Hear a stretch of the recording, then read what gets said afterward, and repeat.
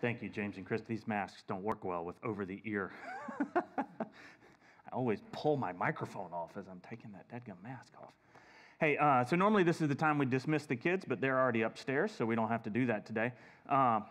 Couple of announcements really before we kind of jump into the message today. Youth group, right? Youth group. You guys are meeting tonight from 6 to 6:30 here at the church. This will be your second to last one of the year. Next week will be your last one. It'll be at the same time, 7:30.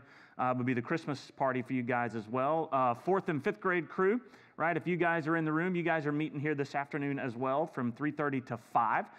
So 4th and 5th grade go 3:30 to 5, youth 6 to 7:30, okay?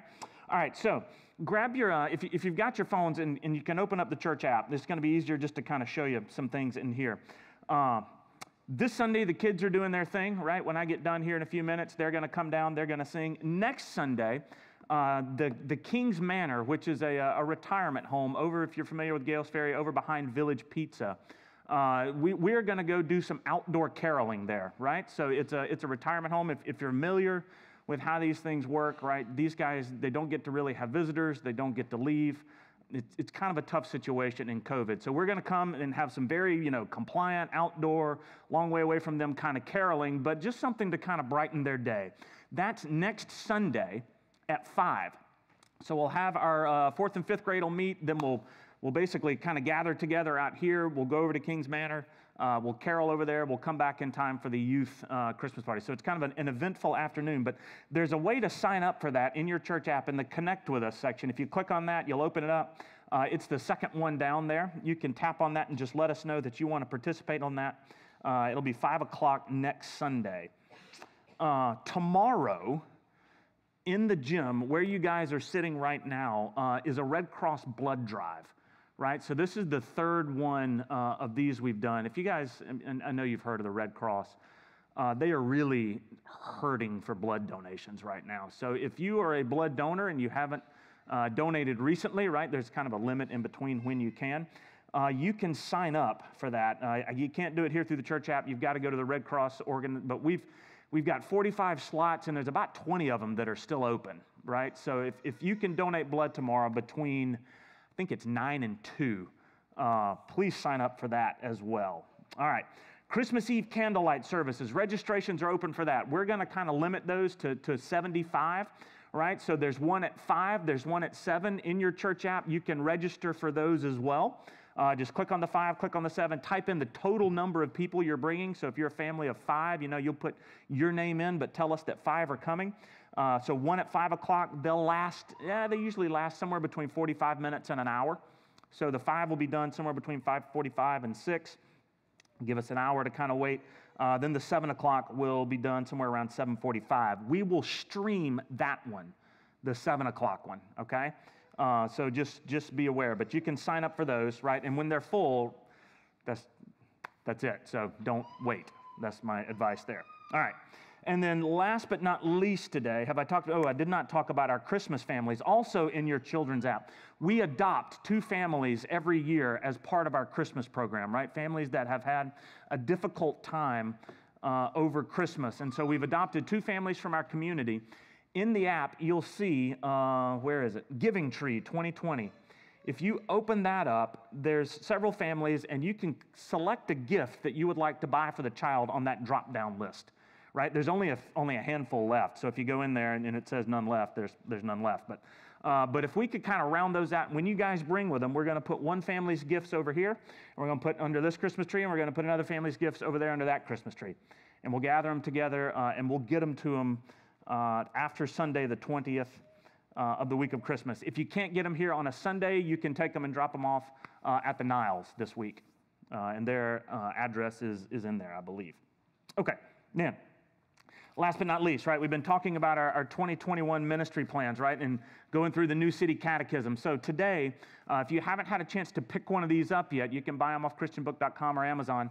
On this back table here towards my right, there's about 20 of these back there. You can grab one, but also back there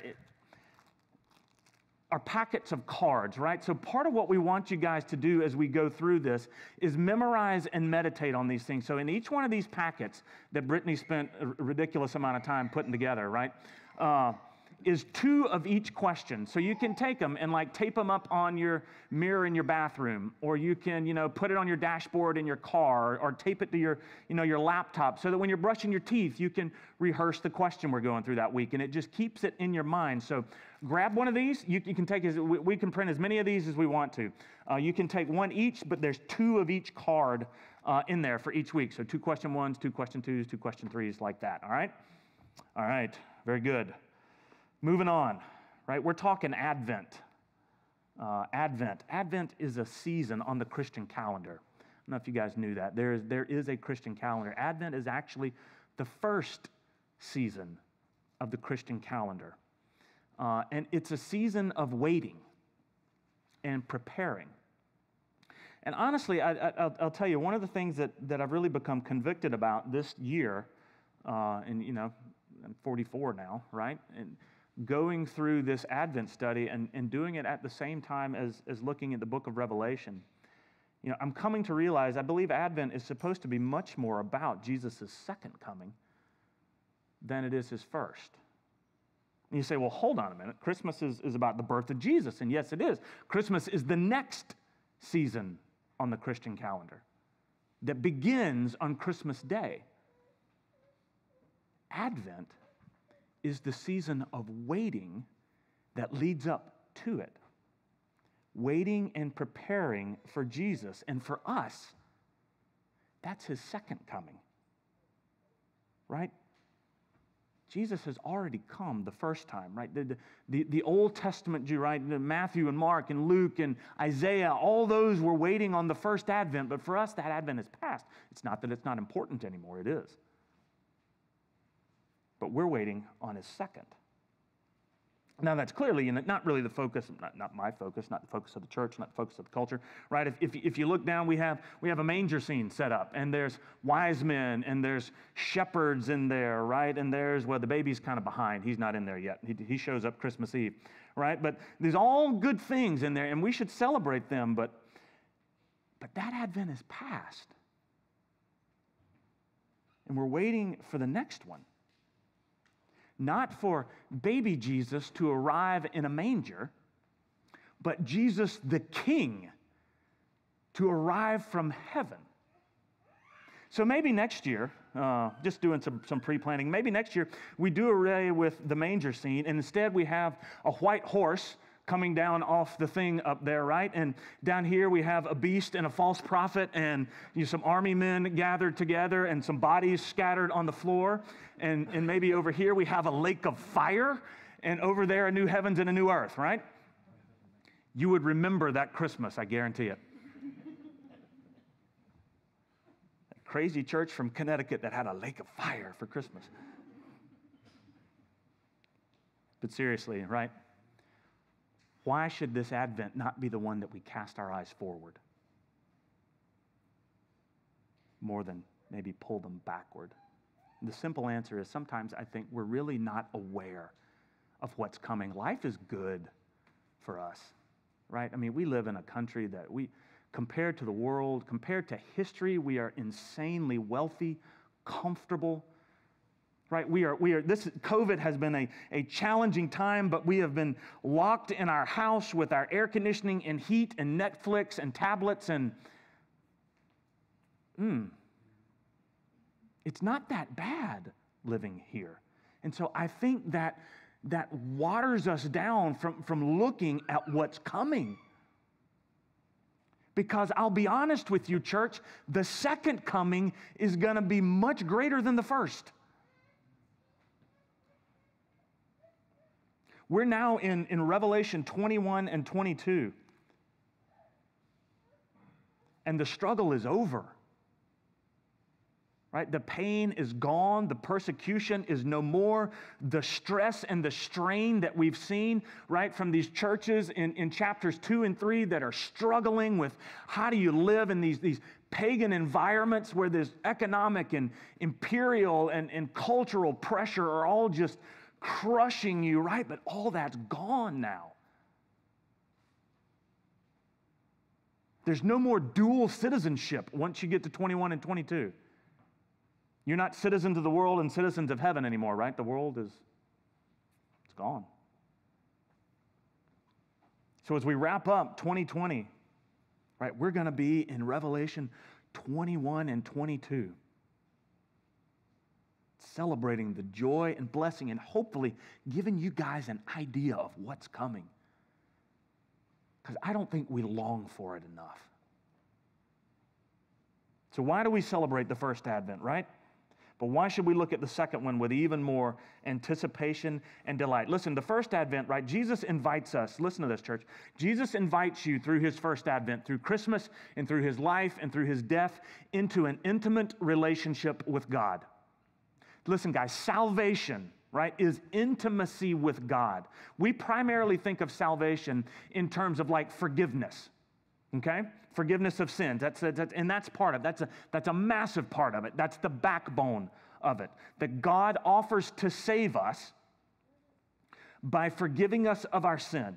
And that's true for Gentile, true for Jew, true for American, African, whatever. We are saved when we trust in Christ's perfect life, his sacrificial death, and his resurrection. Salvation is forgiveness, but that's not all that it is. Salvation is our rescue from the sentence of death because of sin, but it's the inviting into a relationship with God. Forgiveness is like the gate, right? If you think of the Christian life as being with the shepherd, right? Forgiveness is the gate by which you enter in. Intimacy is the pasture in which we live in. Forgiveness welcomes us into the kingdom. Intimacy with God and with Christ should characterize our day-to-day life there. Now, I say that word, intimacy, right? Modern usage, we kind of equate that with something else. It's not what I mean. Intimacy means to know and to be known. It means to be near and to feel near, right? It means trust. It means rest. It means no anxiety. It means no fear. And I think, yeah, and I don't know about you, we all long for this, right? In our relationships, we long for that relationship that we don't have to be on our guard, even just a little bit. We long for that relationship that even when they see the beauty and the wonder of who you are as an individual, and they see the nasty and the hurt and the pain, that they still love you unconditionally.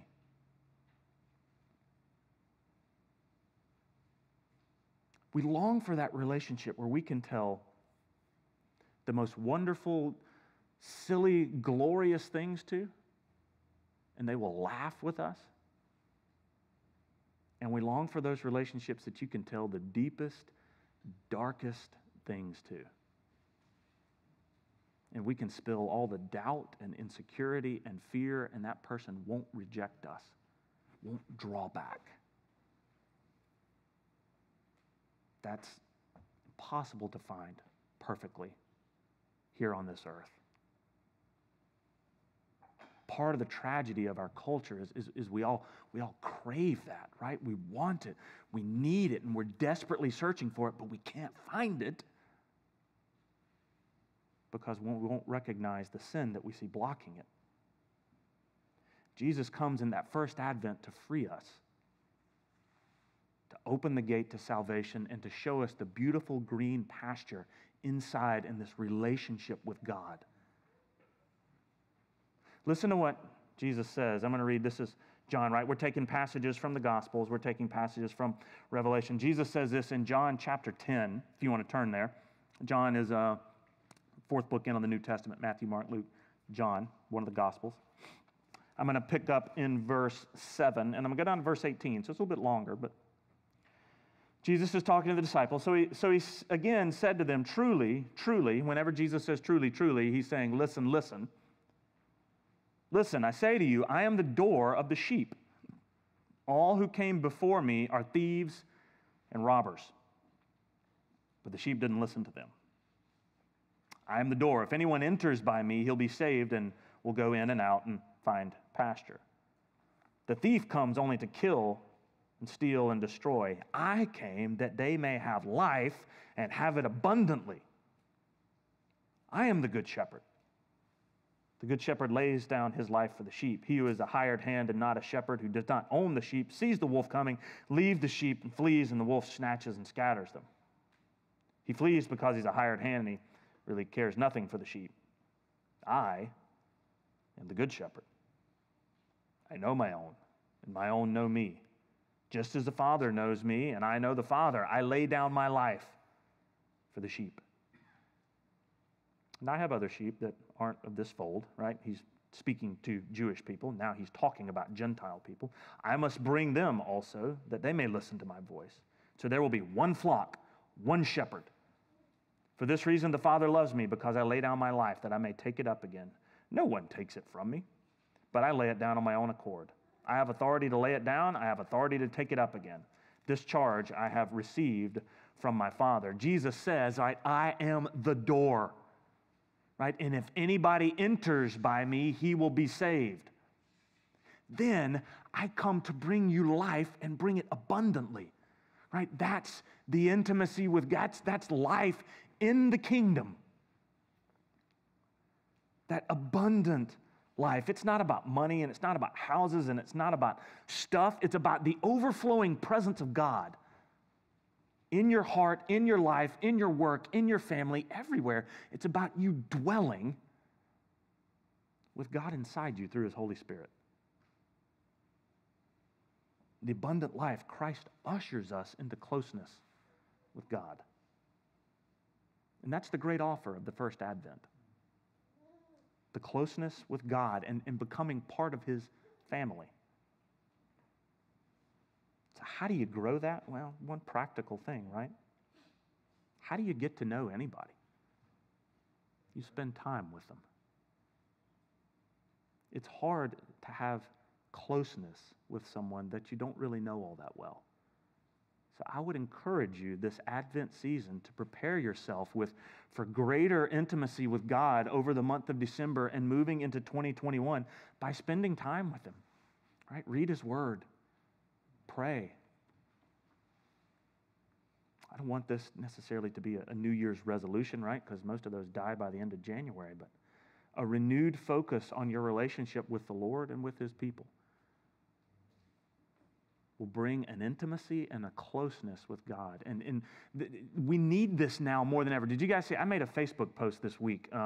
Gallup came out with a survey. I don't know. Did you guys see that? It's a survey of all the people everywhere in the country. The only group of people that have experienced a net increase in mental health over the course of 2020, you want to know who it is? Those that attend worship services weekly. Only group. Republicans down, Democrats down, men down, women down, black down, white down, old down, young down. Everybody down except those that draw near to God and His people. Something to be said for that. That's not religion. That's not, right? That's just, think about it. How do you draw close to someone? You spend time with them, whether it's in here in person or whether it's online. Intimacy exists now, though, unfortunately, within a life of pain and suffering and death. We get sick. We lose loved ones. We struggle with anxiety and depression and anger and lust. We stumble and we fall. We pull away from God. We draw near again. We pull away again, right? This intimacy that we experience here is incomplete. That's why we should be looking forward to the next one. Go to Revelation 21. This is at the end of your Bible, right? No trouble finding this one. Flip to the end and come back a couple of pages into the book of Revelation. We have arrived. I'm going to read Revelation 21, verses 1 through 8. John's visions are coming to an end. But he says, "Then I saw a new heaven and a new earth, for the first heaven and the first earth had passed away, and the sea was no more. And I saw the holy city, New Jerusalem, coming down out of heaven from God, prepared as a bride adorned for her husband. And I heard a loud voice from the throne saying, 'Behold, the dwelling place of God is with man. He will dwell with them, and they will be His people. And God Himself will be with them as their God. He will wipe away every tear from their eyes, and death shall be no more. Neither shall there be mourning, nor crying, nor pain anymore, for the former things have passed away. And he who was seated on the throne said, Behold, I am making all things new. Also he said, Write this down, for these words are trustworthy and true. And he said to me, It is done. I am the Alpha and the Omega, the beginning and the end. To the thirsty I will give from the spring of the water of life without payment. The one who conquers will have this heritage, and I will be his God, and he will be my son. But as for the cowardly, the faithless, the detestable, as for murderers, the sexually immoral, sorcerers, idolaters, all liars, their portion will be in the lake that burns with fire and sulfur, which is the second death. See, guys, at the second coming, right, our intimacy with God is perfected. It's incomplete now, right? We still experience it in a world of pain and frustration and anxiety and death, but in the new heavens, right, this world, right, everything is gone. Like, it's gone. Revelation's described it several times, ending as early as chapter 6 and as most recently as about 5 verses ago in 2011. Then I saw a great white throne and him who was seated on it, and from his presence earth and sky fled away. Right? This creation, this universe, this world that you are a part of ends. The sea is no more, right? There's no evil. It's all gone. And in its place, a new creation, a new heaven, a new earth, a physical heaven, a physical earth. It's not just us floating on clouds, but it's a perfect heaven and a perfect earth, unstained by sin and by brokenness. And it's a new city. Did you see that? It's a new Jerusalem. That's where the name of the catechism that we're going through next year, right? It's a new city. Is where we began in a garden in perfect relationship with God. We end in a city in perfect relationship with God. But the dwelling place of God is with man. Guys, listen, since the garden, since we were cast out, right? The dwelling of God with us has been limited. It's been limited by the sin that's in our lives, right? The stuff that just keeps us separated from Him. It's had to be mediated by somebody else. You cannot have unadulterated, pure, instant access to God. It will destroy you. So it was mediated in the Old Testament by the tabernacle. The presence of God was in the Holy of Holies, right? And only one guy could go in there one time a year. And then it was the temple, same deal. Right? But then when Jesus came in the first advent, a whole new era was at. We didn't have to go to a temple to find God. God came in us, but there's this division in this flesh, right? There's part of it that wants to cling to the old gross sin, and there's part of it that the Spirit is renewing day by day. But it's never complete. But listen, guys, when you hit Revelation 21, it's a whole new world. There's a nearness and a closeness and an intimacy. It's no longer an issue, right? God will dwell. He will wipe away every tear. And the great thief, death, is gone. You know, I'm in my mid-40s now. I've lost my father. I've lost all my grandparents. I've lost some friends. And the reality for me is it's just going to keep accelerating. I will keep losing people until it's my time to go. But there will come a day when there will be no more death. Right? There'll be no more mourning. There'll be no more crying. There'll be no more pain, physical, mental, emotional. All of this stuff is temporary. And it's the inevitable output of a sin-soaked, fallen universe. And the one seated on the throne says in verse 5, right? He says, Behold, look. He's telling you to look, right? Cast your eyes forward. Strain your eyes, church, into the future.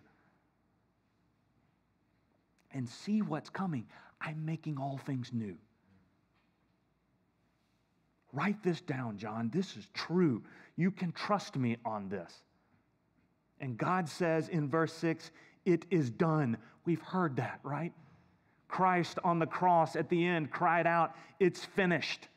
right? Earlier in the book of Revelation, at the end of the bowls, it's done, right? It's done, church.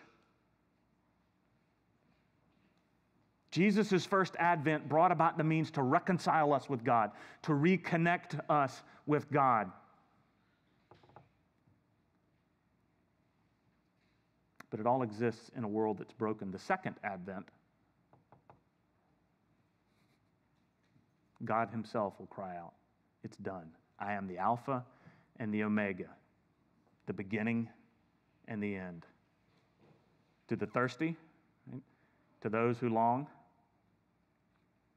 for only what God can give, I will give abundantly and without price.